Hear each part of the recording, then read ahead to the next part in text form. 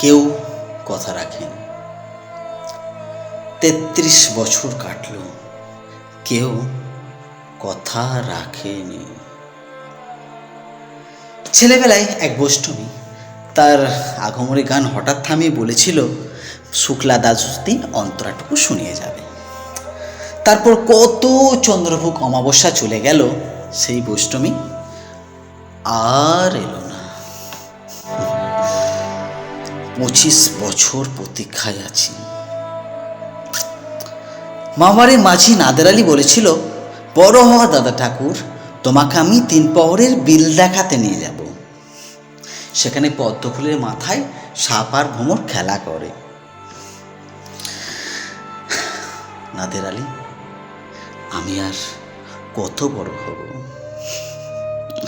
আমার মাথা এই ঘরের ছাদ ফুঁড়ে আকাশ স্পর্শ করলে তারপর তুমি আমায় ৩ প্রহরের বিল দেখাবে?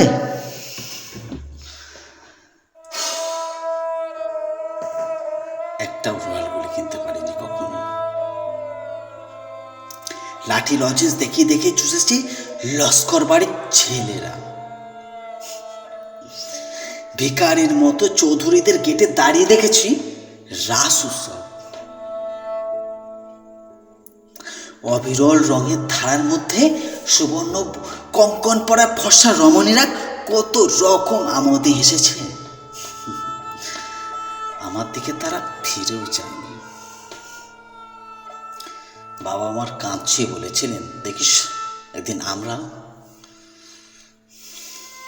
বাবা এখন অন্ধ। আমাদের দেখা হয়নি কিছুই। সেই রয়্যাল গুলি, সেই লাঠি লজেন্স, সেই রাস উৎসব আমায় কেউ ফিরিয়ে দেবে না।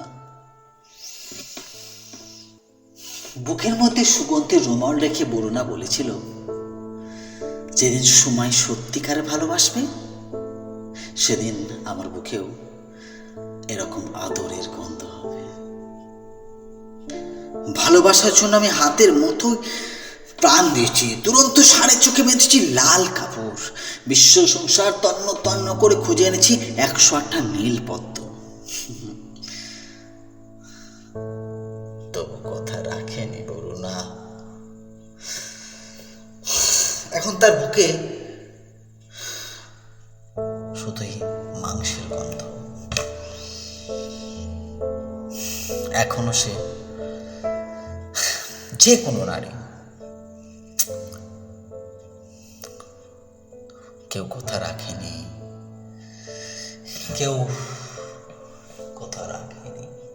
৩৩ বছর কাটলো, কেউ কথা রাখে না।